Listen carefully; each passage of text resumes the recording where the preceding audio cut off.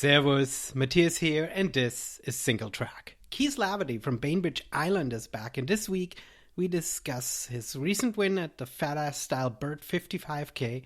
We share some thoughts on latest trail running gear and must-haves, and thoughts on how to build out a calendar for the year for adventure runs and races. Before we dive into the conversation, I do want to say a big thank you to all of you, the listeners of this fine show. Single Track is for the community, and I do appreciate every single one of you who listens, subscribes, likes a post, reads a newsletter, and takes their time to respond or write a review. Thank you. And one more thing, and one more time, the Rock Candy Running Virtual Vert Winter Challenge is happening soon. Go sign up and come race with us. Visit rockcandyrunning.com for details. All right, so let's get to it. Keith, welcome back to the show. I don't know if I mentioned it on the call, on our first show or afterwards. And I'm super excited about trying to bring people back because I feel like the initial conversation is so much about introducing you and sort of laying out the basics. Who are you as a runner? What got you into running? But this is the call.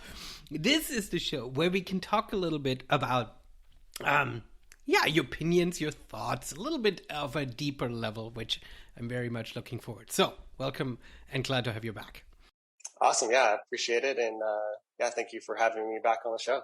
We should kick this off with, and a friend of the show, he calls it, does he call it podium porn? What he doesn't like about, what he doesn't like about some of the podcasts is that they have people on just to talk about their weekend race finishes and stuff like that. And I agree in general because I think gets sort of a little bit repetitive after a while. But no matter what people say and what I feel, you just ran a race and you got a course record and won. Tell me about it.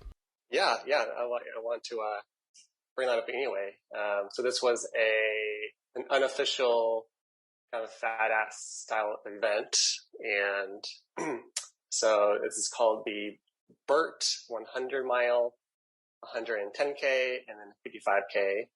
So as you can maybe gather from those distances, it's a 55K ish loop around Bainbridge Island that kind of links up the best of what the island has to offer. So that thing gets something like 90% trail and then road connectors in between those trail systems. And so this was actually an idea born from two local runners on Bainbridge, Chris Hayden and Mark Goodrow. And I believe the first kind of unofficial, kind of dry running of it was in 2020. It was actually the Burt, at the time, the Burt 40 miler.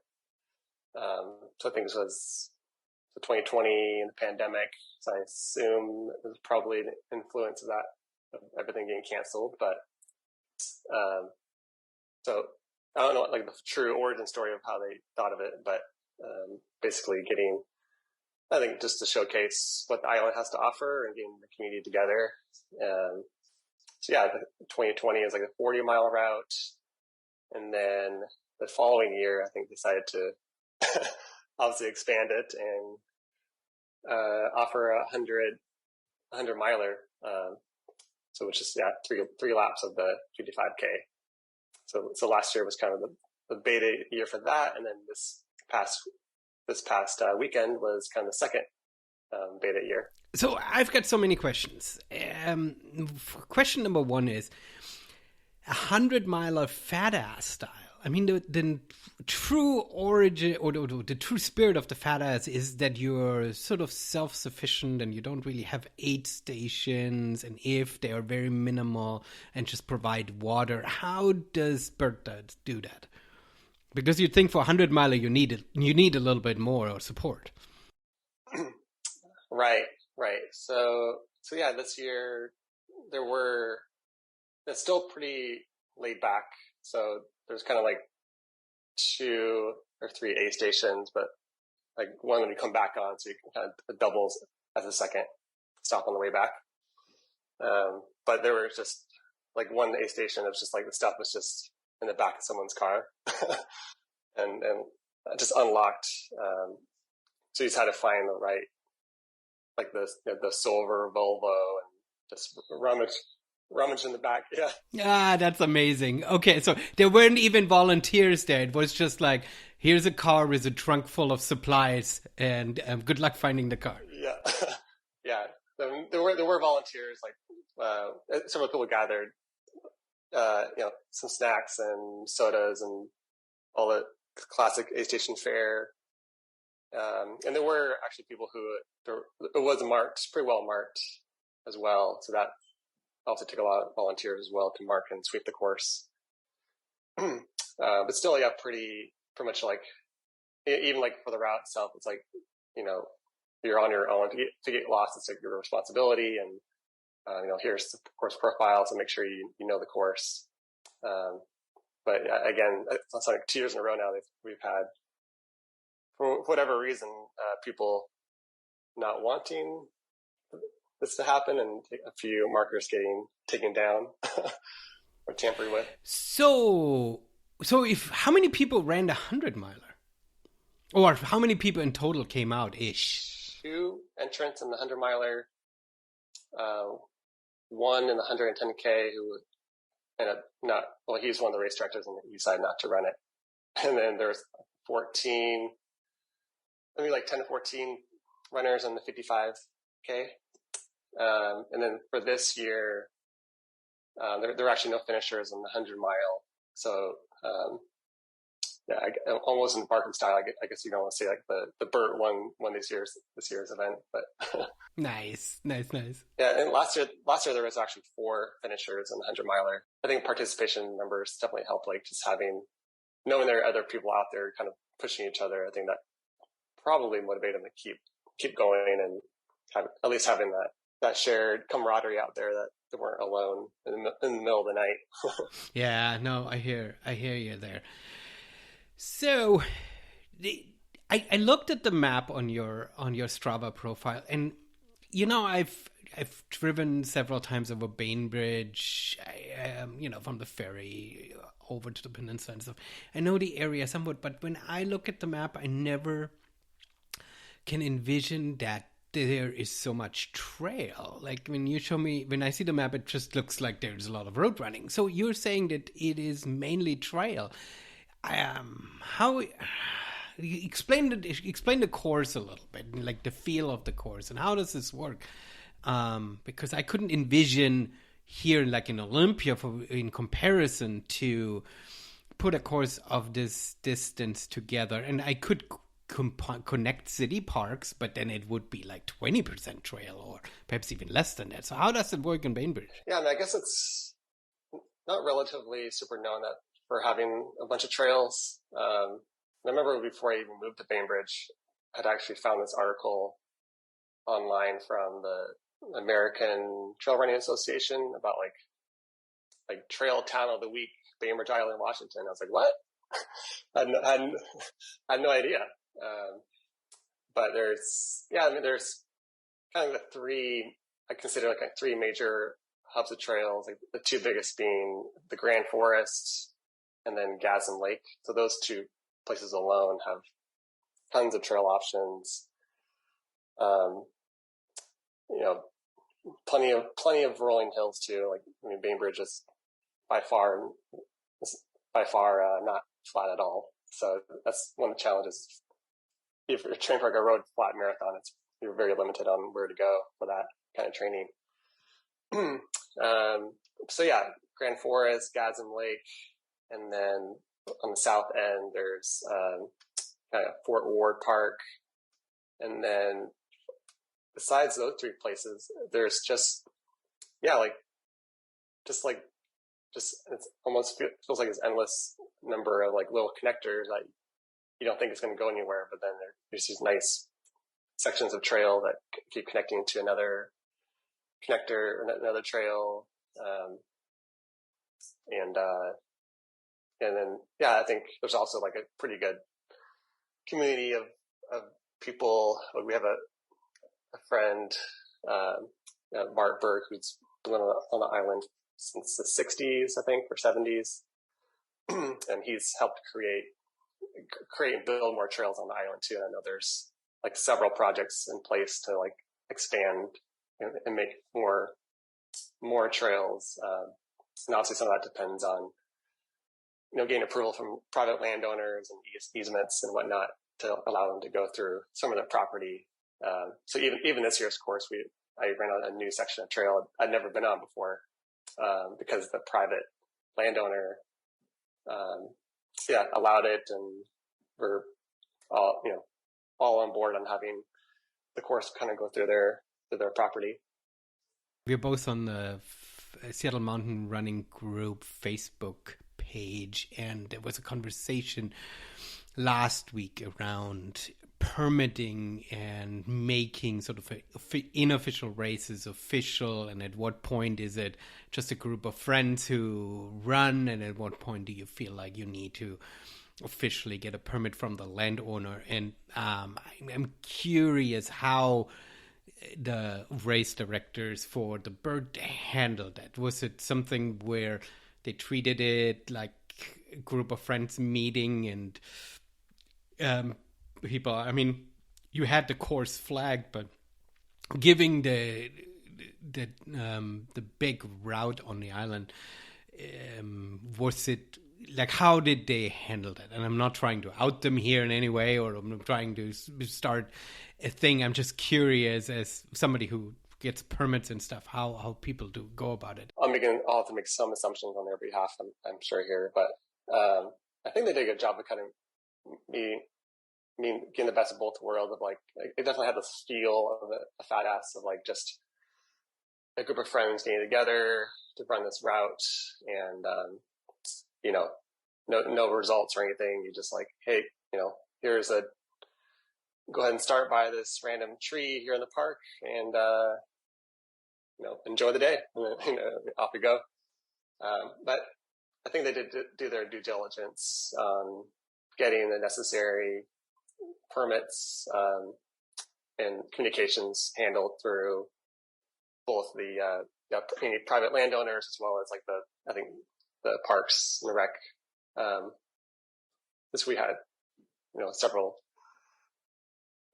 trails going through the Bainbridge Island Parks and Rec organization, and they'd even posted some signage beforehand on the park signs, letting the public know about the event. So, but no free entry. So I think that helps too. Just on. Oh yeah, exactly. I think if you keep it like that, then you're a lot more flexible too. And I think landowners are a lot more forthcoming in that regard as well, right? Yep. Yeah. I think there was a fairly larger turnout than last year too. So I think there's maybe some rumblings of having this even shown on Ultra Sign Up next year. That's maybe a more official event. I'm not sure if it'll still be free or potentially a small entry fee, but I guess the more people and or in the exchange of money, it's gonna definitely probably require more due diligence on permitting and making sure all the boxes are checked. Yeah, I think it's like, it's not even just the money kind of exchanging. Well, I mean, if money exchanges hands, then there's a certain expectation for the runner too, right? I mean, if you just got an email saying, hey, meet me here for free, right? If a race director would have shown up at race days and saying, hey, we were just told by the police that we couldn't do it, well, then you'd be going home like, that's a bummer, but whatever, right?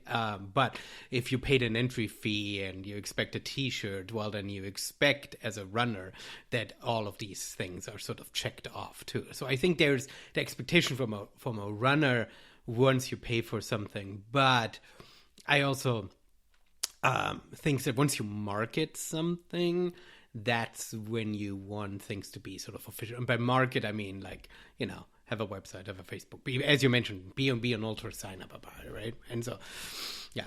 And I'm not trying in any way to single out that race in particular.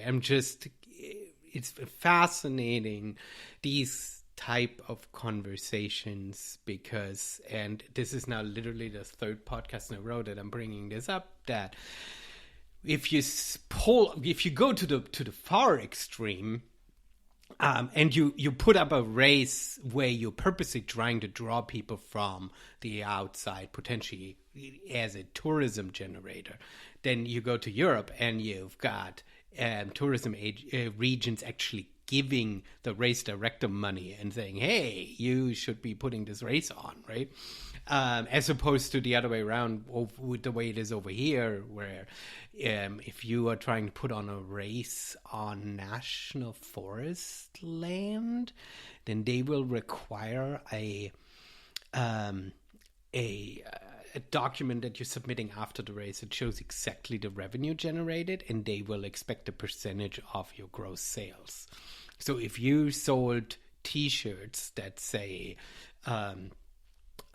whatever, backcountry rice, right, and or goat rocks or whatever, right? So if you're advertising the region, if you are making money off of the national forest land, then they are expecting a cut of these sales. So that's the far extreme on the other end, right? So yeah, it's fascinating. As a race director, I think a lot about that kind of stuff. Yeah, I'm sure it depends on the vision of what the race directors want to see it go, or maybe there's just it'd be interesting to see how like something like the Burt evolves over the years too, if it somehow becomes like a UTMB qualifier or something. Or do you feel like from the course that it would be worth an official race? Like, do you feel like people from Portland and Vancouver would come to run a race like that? Because I think that's always an interesting challenge with local races, where it's sort of, there's a certain route that locals appreciate, but I don't know if anybody would travel there for something like that. And then the other routes, they're so iconic that you'd be willing to travel, right? Yeah, I mean, I think it's worth it, but I guess I'm partial or toward. I gotta love. Well, you ran it. I mean, I think if you feel like it's a good course, I mean, I don't know. It doesn't have to compare itself to, running around Mont Blanc, but there are very few races that truly compare themselves to that. So yeah, it's held in, obviously it's a lower land place, and held in the winter times. I think it's a great winter option, or to use, potentially use like the 55K or an early season ultra, if you want to prepare for like a bigger, spring 100 miler, for instance. So like I'm training for the Gorge Waterfalls 100K in early April. So this was also a good long run. Before we get into the Gorge, compare it. You and I both ran Squamish. Compare your Burt race from the trail to Squamish, because I think Squamish is interesting. That on one side it's a huge race, but it is these low coastal trails where you're not, running over alpine ridges. I think there's actually a fair amount of similarity. Even a friend who just moved to Bainbridge, Chris Tanucci, he ran out last year on the 55K, and he actually compared it directly to Squamish, because he'd also done the 50-50 challenge back in 2016, but we kind of lucked out this year because it was bluebird, sunny, clear day. But I think usually this time of year could have easily been much harder with the mud and slop and all that. So with that combined with a fair amount of it's kind of hard to get into a rhythm. It's a lot of variety and a lot of up and down. And then you kind of have like Gadsden Lake, especially when you come back, you kind of have three kind of daunting climbs, all between mile 25 to 31. So kind of the last, pretty much all the three bigger climbs of the race, I would say, are kind of in the last quarter of the race. But yeah, fairly rooty. I mean, definitely not as much elevation gain as Squamish. I think the 55K has about 4,000 feet. But yeah, kind of has that coastal vibe. Like even some of those trails even remind me of, if you've ever done like Fort Eby Kettles over on Woodby Island, something like that. You are saying that you ran this a little bit as a tune-up for Gorge. So you signed up for Gorge after it's been offline for several years due to this giant wildfire that happened down just east of Portland several years ago. But the Gorge is back, and you jumped on the opportunity to sign up. What motivated you to want to do Gorge? Yeah, so I definitely have ties to that event. So I think for any big goal race, I like to try to pick races that are exciting to me and that feel meaningful to me. But the Gorge 50K was actually my very first ultra race ever in 2015. So, and then I think in a couple years later, I started learning about, the Golden Ticket series. And, at the time it was a Golden Ticket race for a few years before the wildfire, obviously. So I think I had the idea of, trying the 100K distance as the next progression after the 50K. So yeah, obviously canceled for 4 or 5 years. So yeah, I thought it'd be cool to come full circle and run the Gorge 100K, and actually be our first official 100K race distance. if we're not counting the 100 mile, so it'd be cool. I thought it'd be cool to do the first 50K and my first 100K both on the same course. No, that's awesome. So, one of the questions that I had written to you in lead up to this is, you are also a coach, and so in that capacity, you are not just building your own training plan or your own race calendar for the year. You are actually guiding and consulting your runners to sort of do the same. Let's talk a little bit about building a race calendar. And start off by perhaps talking a little bit on how you approach it. Do you look at full year? Do you take the months of November, December and sort of sit back and roll a dice? Do you have a clear goal? Are you buying fly the seat of your pants that you spontaneously sign up? How do you approach the year and in scheduling out? Because obviously that then generates a specific training plan to lead up to it, and it also guides you in how you spend your time. Yeah, that's a really great question, and I would say kind of a mix of both, kind of planning things out in advance and some kind of spontaneous last minute adds to the calendar too. But I would say generally, at least for me, I'll kind of choose maybe 3, primary kind of scary goals. So whether it's something that's outside my comfort zone, or a new longer distance, or something that's kind of more challenging than usual, or just like a kind of a higher profile event with a little bit more kind of big sponsor stuff and big names and all that stuff, all that pizzazz. So yeah, I think kind of penciling in 3 or 4 kind of A goal events, and then everything in between kind of being more spontaneous. So whether that's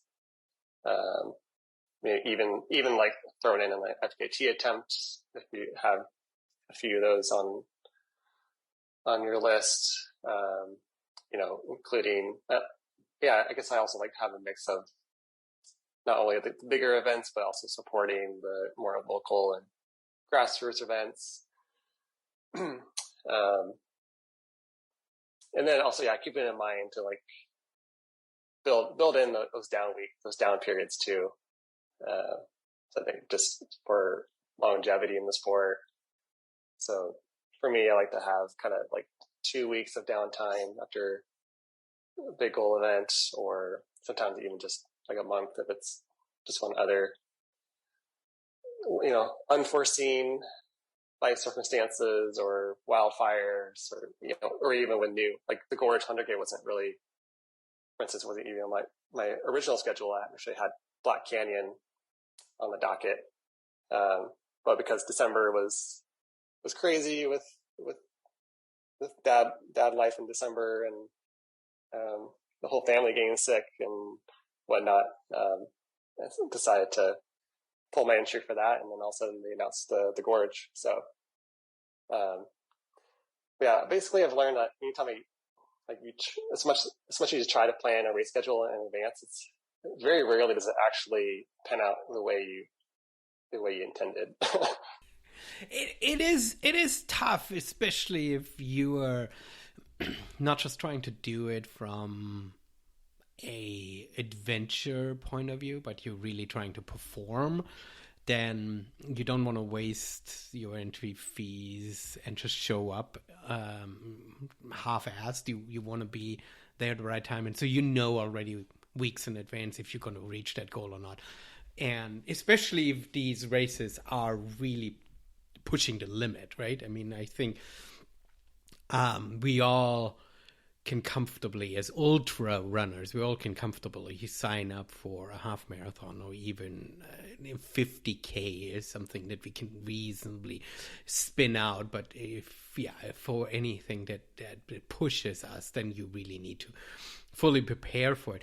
And then the big races, of course, also sell out. So you have to plan them if you want them or not, right? So let me ask you a personal question. Do you look at these big tentpole races and you're looking at it from a professional level where you want to present your name and challenge yourself against some of the pros, so that sponsors see you? I mean, is that something that is on your mind, or do you really just say, you know what, I really want to run in the desert this spring, or I really want to do this? Like, how do you make decisions on these things? I would say there's probably some level of that.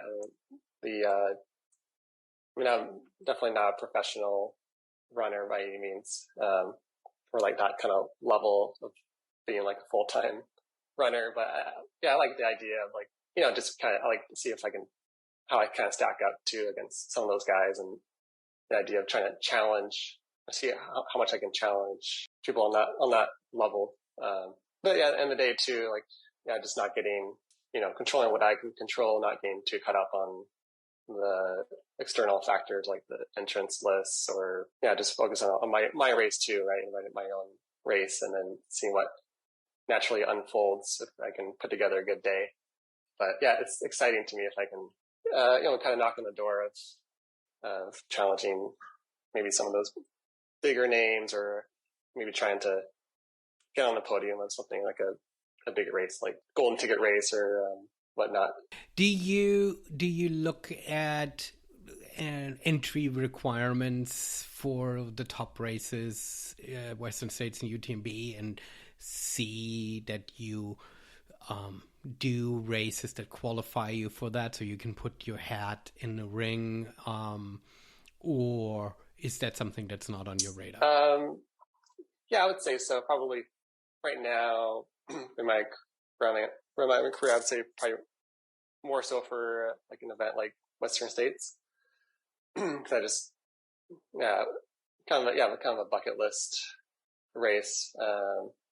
So looking to start that process right now, which I know can take, if it's just through the lottery, that can take 6 to 7 years. And then maybe, who knows, maybe something like hard rock or something completely. I guess after doing China Way Country, maybe something like a hard rock doesn't seem won't feel as intimidating heading into it. Except the altitude. That's, for me, with hard rock, the one thing that is truly, truly intimidating. I don't love the altitude. I really feel it. I spend so little time, like, I know that I could train up for it if I needed to, but I really feel it. And so that's the thing that truly I find terrifying, if you will, when I think about hard rock. Yeah, totally. Yeah, like I'm signed up for. So speaking of like big festival events or big events, I'm signed up for the Javelina 100 this fall. So yeah, I'm excited for that environment and the in the history behind that event. But for that one, I think the hot desert is definitely what scares me the most. So I like to see that as a challenge of like trying to represent the Northwest. Like, hey, we can handle the heat too. So, which I hope in the fall. I hope by November you haven't lost your heat training, if you will, but it might perhaps be a little bit easier in the fall because you've been able to train through the summer than if you would try to go down into the desert in like March, where you here in the Pacific Northwest had absolutely no chance to prepare yourself for anything. There's no way that you can be in an environment outside of traveling weeks beforehand down there, right? Right. And you've run rim to rim to rim, right? I have, yes. Yeah. Yes. So I mean, you've run in the desert in a sense that I mean, I think for us in the Pacific Northwest, I mean, it's a huge I don't know, this desire, excitement to do this because we have such wet and gloomy winters, and then you get down to the desert during the winter time and you're like, oh wow, I can run in shorts and I don't need 15 layers. But it's not just the heat, right? It's the sand, it's the hard rock. I mean, that's what did me in at Zion, that in relentless pounding of this rock hard clay that I ran on, that I'm not used to here from the Pacific Northwest, where everything is nicely cushy and bouncy. Right. Yeah, it's hard to emulate the exact environmental conditions and trail conditions. I think for something when I did rim to rim as well, that was a very harsh lesson learned on not respecting the hydration and electrolyte needs for that one. So I got like heat stroke and got helped by the public to like like force me into the Colorado River and handed me iced lemonades and like kind of trying to revive me basically. It was I put myself in kind of a little bit of a dangerous situation, but fortunately I had a good friend with me too to help me through that. so that's something I'm gonna try to avoid that for the Javelina. Yes. Well, hopefully Javelina is you're not somewhere in the middle of a canyon that you have to climb out and die. I think Javelina, as much as it's in the desert and as much as it's 100 miles, you have these loops and you have this party atmosphere. So hopefully that will carry you through, right? Yeah, totally. Already looking into gonna try the route of which seems to be seemingly more beneficial than just running in layers, but actually spending more time in the sauna, like in the 1 to 4 weeks out from the goal race day. Oh, okay. Yeah, I'm curious. Some people do this and say it works. I don't have a sauna around, so I don't know how we could test this, but that's interesting. So let's go back to the race calendar. When you talk to your runners that you're coaching, what are some of the questions that they come to you, or some of the questions that you challenge them with as they're building their race calendar? Yeah. So I think some of the biggest ones are just like as far as choosing whether, and I don't, constrain it to just events. It doesn't have to be a race. So try to keep it open in the sense that like, what's their why? What's exciting them the most? What's actually meaningful to them? So, try to frame it in terms of either a goal event, a time trial, a personal project, is it, run or, create a new FKT route. That's like a 50-mile that someone hasn't posted yet.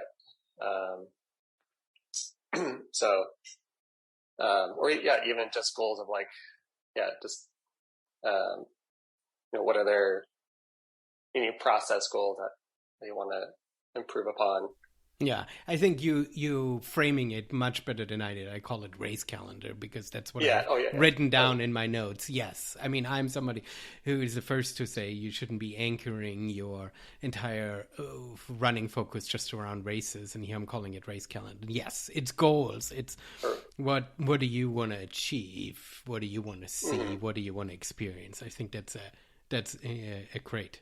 So just understanding what's the why for their event, and then understanding how do you even get there. So what's the process going to look like, and then from those process goals, how are you going to achieve those through your day-to-day actions, and then something I think for schedule, for planning ahead for the schedule, I kind of prioritize what are the process goals. And then maybe from there, a time distance goal, because that's a little bit more still a good sense of having control as far as time. And then become the last one being performance goals, which is just kind of lower priority just because it's something you have less control over. For instance, you can't control who's gonna show up, or if you want to, as far as placement at a race. So how do you handle this? I mean, does that happen if somebody comes up and says, this is my goal, and you're like, okay, this is the training plan that we agreed upon, that's in order for you to achieve your goal, and if you feel like halfway through they're failing that to put the work in, how do you approach it with them? How do you sit them down and say, dude, you know that you're going to be failing your goal? Yeah, I think just some sort of flexibility, or kind of meeting, staying realistic with the goals, but also still not, giving up on those goals either. There's, if you keep showing up, then I think they can reach that goal, and maybe it's just a matter of readjusting the time frames a little bit, or just kind of tweaking some of the things along the way. I definitely encourage athletes to think about some of their long-term goals too, that are things that are 1 or even 5 years down the line. And I think having just staying flexible on that process, and help them work through that. Yeah, I can envision that, and sometimes not being an easy conversation, right? Yeah. Do you feel like the people that come who are asking for coaching, are they very number focused? Do you feel like they come to you and say, okay, I need to improve my PR to run a half marathon or 50K? Or do people come to you and saying, I want to climb Mount Everest, or perhaps not Everest right away, Mount Rainier, and while you're not coaching them on the avalanche safety and crevasse techniques, the physical conditioning of getting ready for something like that is definitely something that is coachable from a basic performance coach. So do people come to you more with these audacious goals of, I want to hike the PCT and I want to get ready for it, people who want to improve the PRs? Definitely both, I would say. I've had some athletes who, just want to, complete a big route, like a challenging route, or even like a 4-day, one of the 4-day kind of adventure camps, running camps that are kind of running almost an ultra or like several hours each day. So being able to get to a point where your body can handle that structurally and not bend the training too much, and just make sure they're well prepared. And we even have somebody who's specializes in the Spartan Elite Series and the OCR. So I'm obviously definitely not the guy to go to on like the actual technique of the various obstacles of like spear throw and all the insane obstacles around that. But I help them get them mentally and physically ready for that, and like how to program like the frequency of strength sessions and the types of movements they should kind of focus on. And then of course the running workouts are an important part of that too. And then a fair amount of people who have time goals. Again, a Boston qualifier is a pretty common one, for instance. So a sub 3-hour marathon if you're in that age group. Yeah, these Boston qualifiers, they get tougher every year. And I hear so many people who experience heartbreak with those that I've never even considered. They could consider road marathons at all. You've got quite a bit of experience on the road though too, right? You're not just a trail guy. Yeah. I did, I think 2019, I think and probably what helped spur it was like 2018 was a pretty monster year of a lot of ultras and big stuff, including the rim to rim. And I think I just needed like a year of like I just toned it down a little bit and decided to focus on my speed and faster gears, just to experiment, see what I could do on the roads. So I think it's a fun way to mix it up, and it's a full focus block on sign up like the fastest road marathon I could find, which was one of the fastest ones, which is the CIM down in Sacramento. I ended up being surprising myself there too. I think my problem with road running is that La Sportiva doesn't make road running shoes, and I love La Sportiva's shoes so much, and I don't know what road running shoes to buy, and so I don't like road running. It's been interesting to see like a brand like Solomon, for instance. They've been seem to be having a little bit more focus. They also come from like a skiing and snow sports background, but they've been pushing more of their road running shoe line recently, and they actually just signed like a pro road marathoner to their Solomon team. Yeah, for me, I always look at what the brands who do the most exciting stuff in the mountains, and those are the ones that I sort of like wearing because they give me this emotional feel, even if I only run 4 miles through local city park, and I still feel like I'm somewhere out slaying some awesome mountain summit. And so I don't really approach my gear choices based on what works well for my training, when in reality I do spend a lot of time on actual roads, and I would need better gear for that. Let's switch a little bit into this gear conversation. How do you? I know that you're an ambassador and some what sponsored as well. So obviously, leaving all of this aside, how do you stay up to date with what comes down the pipeline in new gear, and or are you so fully decked out with sponsored gear that you don't even need to pay attention? You just wait for the package to arrive at the door. Like how do you pick your stuff? Yeah, I think for the sponsor side, I'm thankfully supported by Rabbit still on the Rabbit Elite Trail team.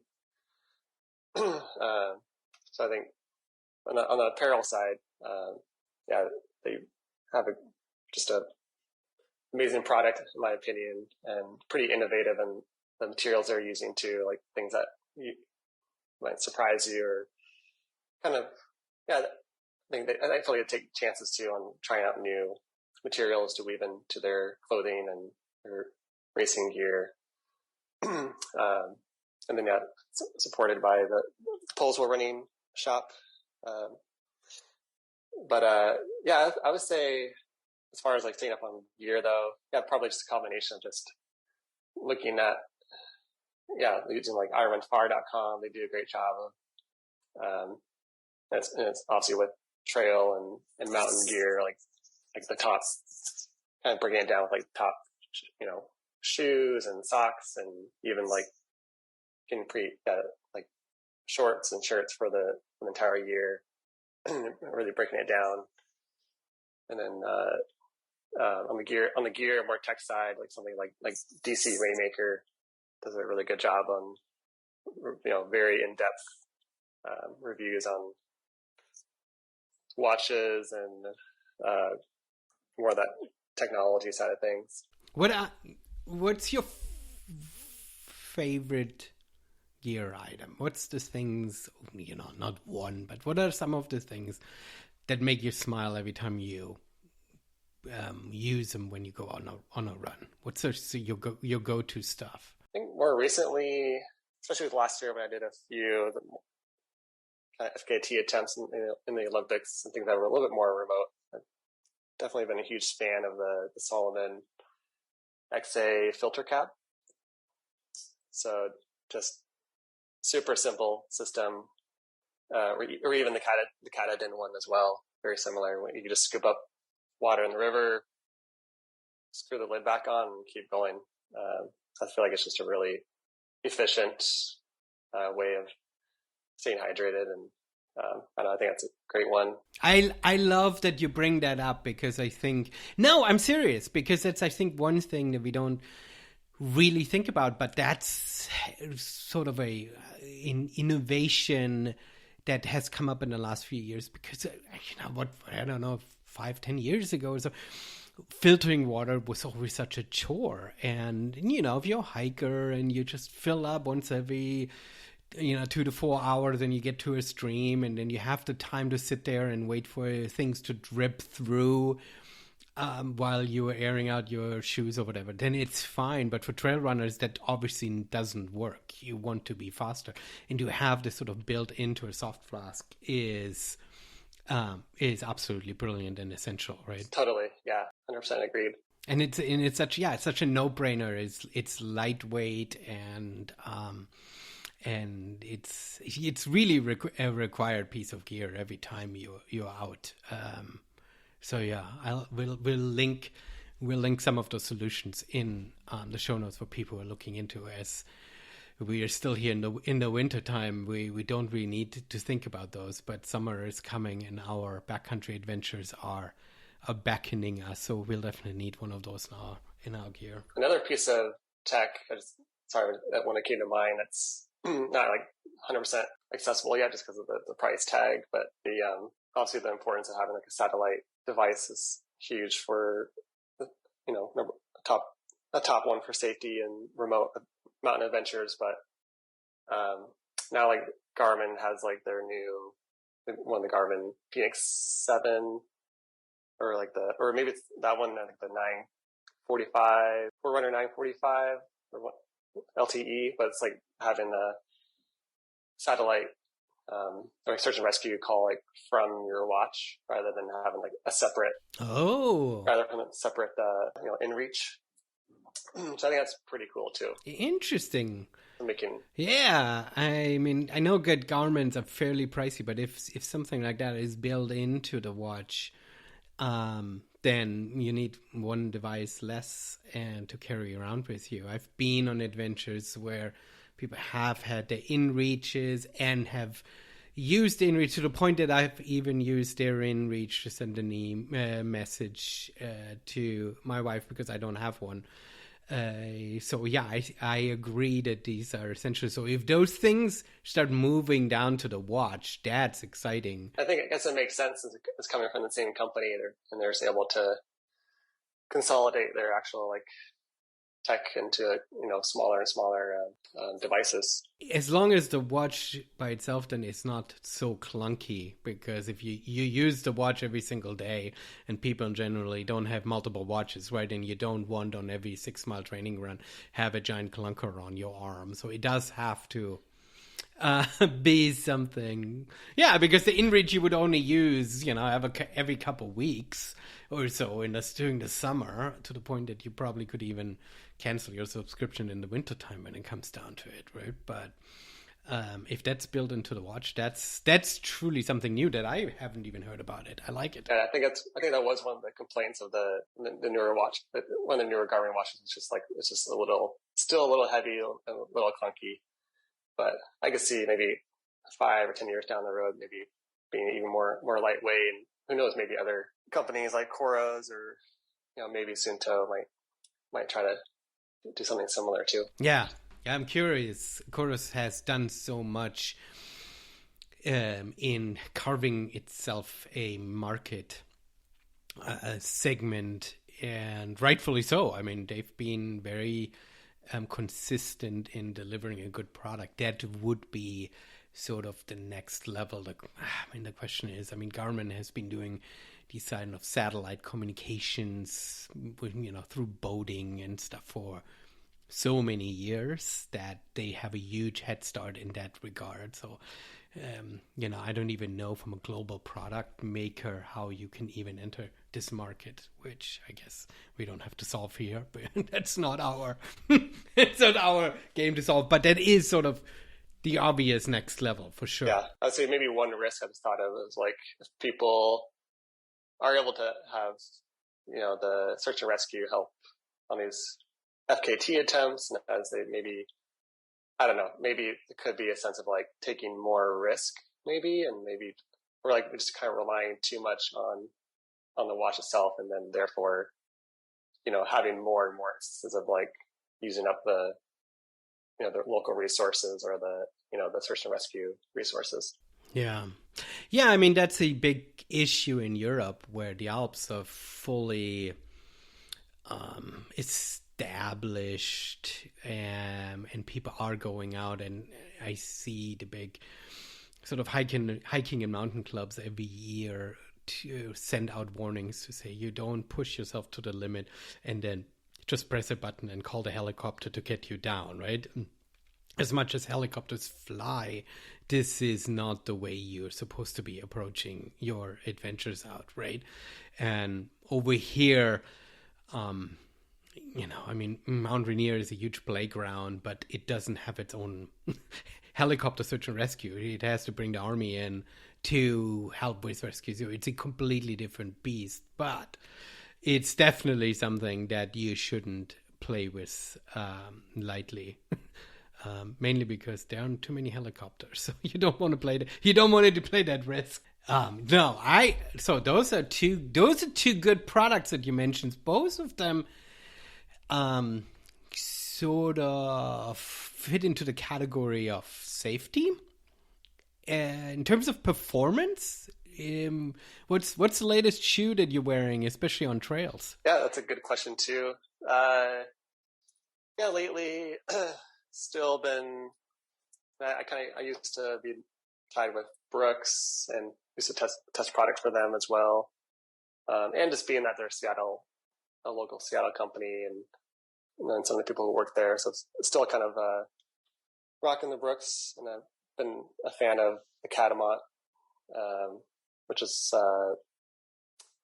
pretty nimble, light shoe, not super leggy, but it's really grippy, and sounds like they have something in the works for like the second version, and also now that I'm not, I guess one nice thing too is not being loyal to one brand, that I can branch out and try out so many other shoes and just wear what's best for the situation I'm training for, or the race I'm training for. So I've been wearing the Hoka Torrent 2, mix a little bit more Hoka into the mix. And then, kind of speaking of like newer shoe tech, I'm pretty excited by some of these other companies that seem to be innovative, of like this, for instance, the new Speedland PDX shoe. Maybe. I mean, $375. I can't afford that, but most people can't. I have a hard time taking that shoe serious. Well, to be quite honest, it makes me a little bit sad because I think we do, we want innovation, and we want innovation to come down not just from Solomon and Nike, right? It's great that there's a new company that comes sort of from left field. But what I see when I see this, and when I see the price point, is that if the innovation comes at such a high, steep price and is truly good, then we are starting to segment, segregate our market between the haves and the have-nots, right? Like that makes me a little bit sad, because what I love about trail running is the accessibility, that it is an inexpensive sport, and I don't want the top elite runners ending up running on gear that the average person can afford. Yeah, it's definitely something we want to maintain, and our culture of running is keeping it accessible for anybody of different backgrounds and where they're coming from, and just hopefully maybe the tech itself too could eventually become more affordable over time, or maybe it can be adopted by other companies who can it's like another example I could think of, not necessarily on trail running specifically, but like another brand called a Treyu running company. And so they actually came out with the carbon fiber marathon shoe at a price point of $100. So whereas every other shoe in the market is, $200 to $275. So I think that's pretty cool. They're making it more accessible in that regard. Yeah, I mean, that's in some respects what helped Koros establish itself in the market, right? It wasn't their Vertix, their $700 watch. It was the Apex, which came at a price point where all of a sudden you got ultra distance battery life at a price point that we hadn't seen, right? And if you can start blowing up the market at that level, and I that's what made me actually worried when I first saw the company on the market, because I thought, well, they can only reach that price point because they're venture funded, and eventually the venture VC folks will say, okay, now you got to sell to Google so I can get my free 5x back or whatever. And so I was worried at first, but I think that's what really shook up the entire market of the watch segment of our sport, because it offered products at that price point. And I know small companies, they need to make money. So I'm not faulting Speedland for the price point, but I see this somewhat a little bit worrying. Yeah, I think that's totally valid. Having aside from the fact that I also think that I have a shoe that has that BOA system on it, and I don't know if I love it. Have you run with a shoe like that? I haven't yet. I guess I know from what I've heard that the Speedland, this is the one, I think it's the first one that has a dual BOA fit, so you can kind of tighten it to your comfort level on the forefoot, and then with the heel cup, so you can kind of it's more customizable, I suppose. But sometimes I do wonder how well it holds up to, or the durability. I mean, that's the piece that is terrifying, and especially for a trail running shoe, right? If you think about being halfway through an FKT route and you are climbing over some boulders and you're knocking the top disc off of by scraping your shoe along a rock, then you're screwed, right? And that is something that is a solved problem. We didn't have these issues. If you have normal laced shoes, even if a shoelace would tear, then you can still tie it back together and tie your shoes. It might be cumbersome, it might be complicated, but you can keep running.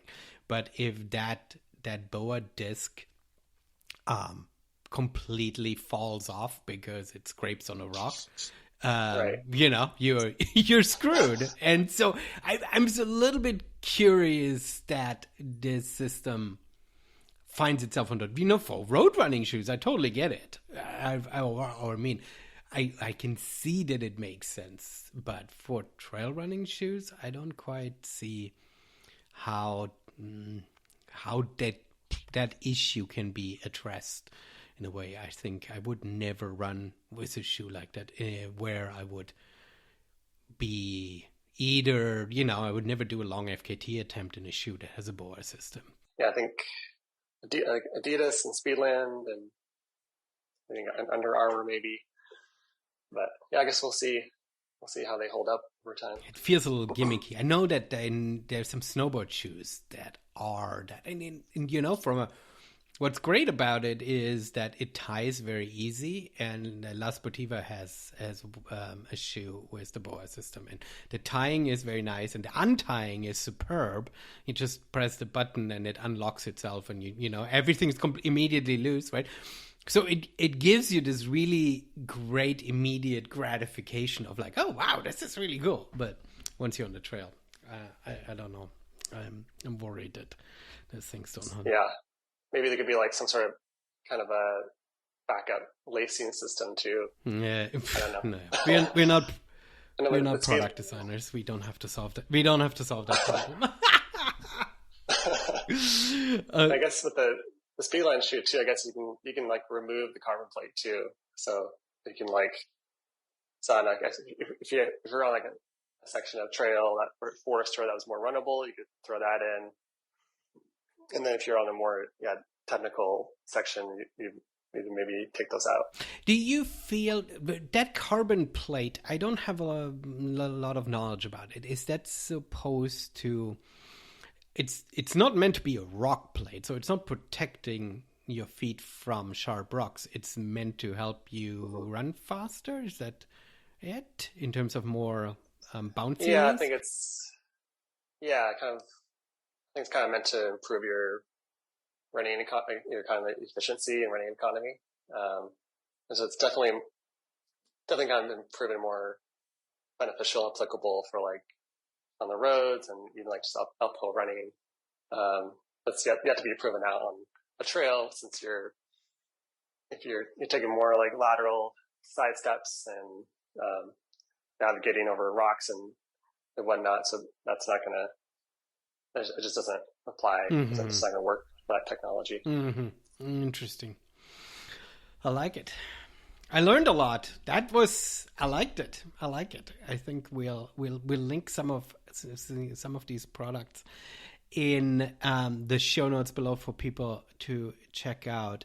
Keith, this was fun. Oh, good. No, I'm serious. I enjoyed our sort of roundup of talking about a few different things. Tell our listeners one more time where they can find you, how they can reach out to you. You are a coach for Team Run, and I hear that you're very busy, but I think people should contact you even more just so you could get completely overwhelmed with requests.